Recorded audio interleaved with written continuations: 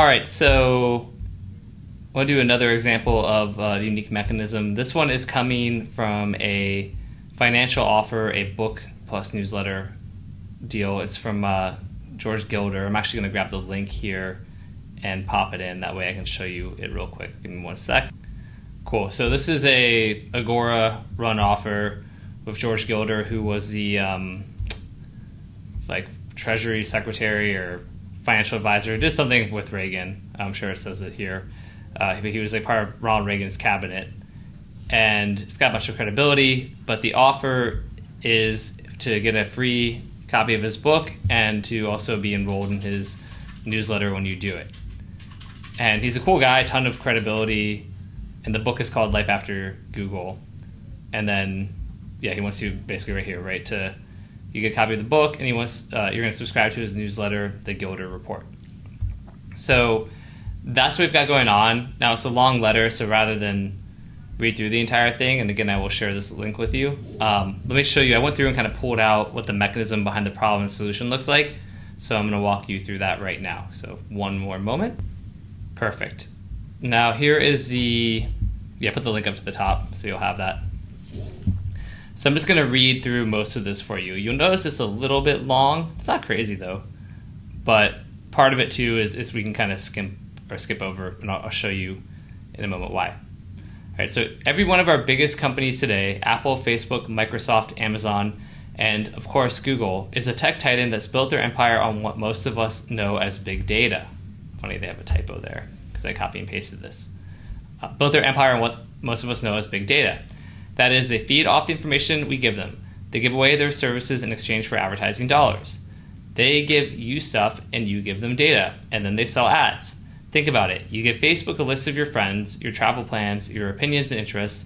You give Google your shopping plans. Your iPhone tracks your location literally to the last fraction of a mile.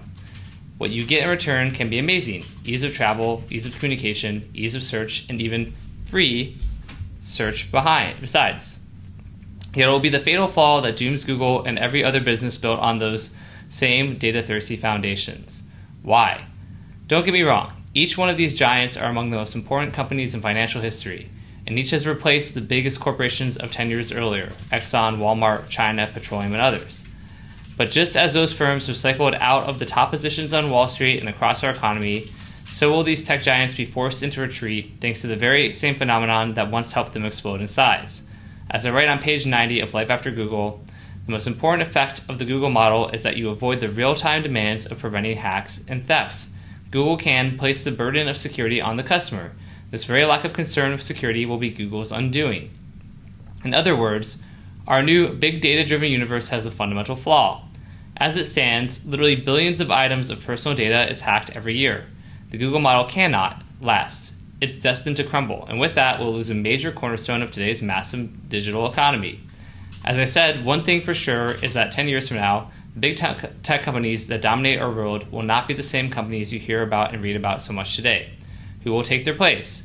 You see, today's internet wasn't built for protecting your credit card information, guarding your online banking transactions, or shielding your family photos from prying eyes.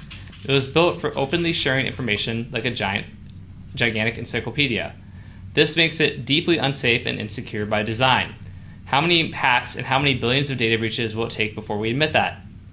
Scan your memory and ask yourself, have you ever bought a bag of topsoil or a lawnmower at Home Depot? Because if you have, you need to know that hackers broke into their computers in September 2014 and stole 56 million credit card numbers. Hopefully not yours. Meanwhile, have you or anyone you know ever taken an Uber? Because in 2016, 2 hackers stole names, emails, and mobile numbers for as many as 57 million of their customers. Again, I hope you weren't one of them. And do you have health insurance? Chances are you do. In which case you should know that Anthem, America's second biggest insurer, suffered a major security breach in 2015. Foreign hackers broke into Anthem's database and swiped names, social security numbers, and even job histories for close to 79 million customers. And the list goes on. And they list a bunch of, a couple of more examples. So Sony PlayStation, Marriott, Equifax. But that still does nothing to guarantee that your data is safe. If you haven't been exposed already, how long before you are? And how long before Wall Street's other biggest companies get hit with similar fines? How long before hackers go after an even bigger prize, say $1 trillion heist from America's banking system? After all, the SWIFT system for transferring money overseas has already been hacked. And how long before you wake up to find your assets frozen, or to news that some hacker in Russia or Singapore has used your name to take out a new mortgage, open a bank account, or get a line of credit, or some military hackers have brought down crucial parts of our power grid. And get this, as an American, you're especially vulnerable because 97% of all records stolen originate in the United States. Okay, so that's the problem. The problem is that the architecture of today's internet is fundamentally unsecure. And because Google and Facebook and Apple and all these people run on that architecture, they are fundamentally insecure too. There's an inherent flaw. And I should have said this at the beginning, but the book and the newsletter, again, this is financial, is so it really selling investment opportunities, opportunities to get rich, opportunities to make more money for retirement, things like that. And so the argument here is that, because of this problem, that the fundamental kind of underlying nature of today's internet is insecure and unsafe, that the stocks of today are going to decline, but there will be new opportunities to get new stocks and new companies are going to take their place. So you kind of saw that with the companies that are the top today weren't the top 10 years ago. And what they're selling you on is the idea of the companies that are going to become the top ones 10 years from today, which are different, that you can invest in those now. And that's sort of the big selling or value proposition from this letter. So as you'll see here, and that's kind of what we talk about with the mechanism of the solution, which, as you'll note, is really not that long, but it works. Right? But it doesn't have to be that way. As I say on page 92 of my book, some thousands of companies you've never heard of are investing billions in that effort to fix the lack of security on the internet. Collectively, they will give birth to a new network whose most powerful architectural imperative will be security of transactions. So fundamental will security be to this new system that its very name will be derived from it. It will be the cryptocosm.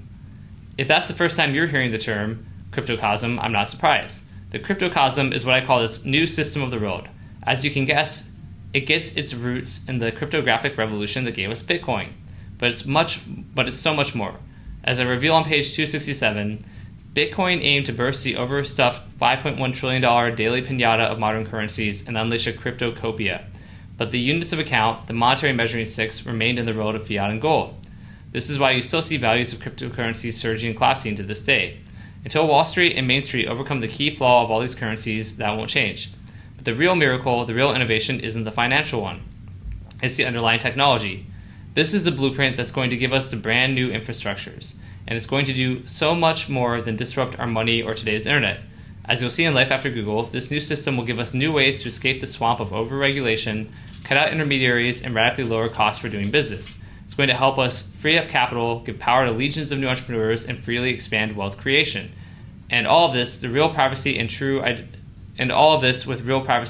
identities at its core. In short, this was the internet as it always should have been. So again, if the problem is that the architecture of the internet is flawed, then the solution is a new architecture based on cryptography. And again, then the promise or the point of the sales page is to get people to buy the book and get the newsletter so they can find out about these new companies that are going to replace the old guards of Google and Facebook and things like that. And as a result, increase in value tremendously, and investors who get in early will realize really large windfalls. So I wanted to share this one especially because we did an olive oil one that was for like a consumer product. We did a fungus one that's kind of like a health product. But here you have a mechanism for a financial product when someone's selling a book and a newsletter, and it's about investment stuff.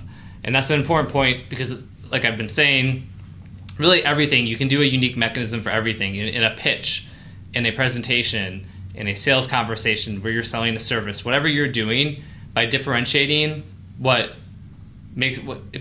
showing that you understand the problem and then showing them how you understand it better than the prospect does. In fact, that you can tell them about the problem and that here's the 1% you were missing. And then by showing that whatever you're selling, whether it's a product or a service, is the solution to that missing 1%, then you can have a much more a much higher probability of closing that prospect and making the sale, whether that's through digital marketing or in-person marketing or somewhere in between. So hopefully that all makes sense. I think those are 3 great examples, and we're going to move on to B of the RMBC method, which stands for the brief.